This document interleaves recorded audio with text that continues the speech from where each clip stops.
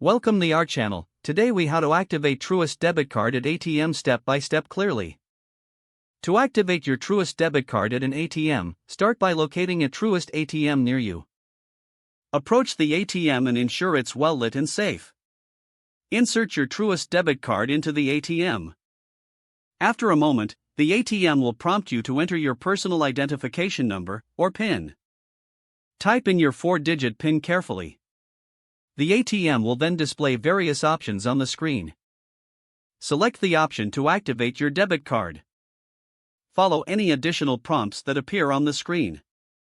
Once the activation process is complete, the ATM will confirm your card is activated. Remove your debit card from the machine. For security, ensure you collect your transaction receipt if prompted. You can now use your Truist debit card for purchases and withdrawals. Make sure to keep your PIN secure and do not share it with anyone. If the page does not load, refresh the browser or try again in a private or incognito window. Make sure you are using the correct email address, then retype it carefully to avoid small typos. If your password is not accepted, use the reset option and create a new strong password you can remember. Check your spam folder for verification or security emails, then complete any requested confirmation steps. Enable two-factor authentication if available to improve account security and reduce unauthorized access risk. After signing in, review your profile details so your contact information and settings are accurate and current. If you see an error message, note it down and try again after restarting your device and internet connection.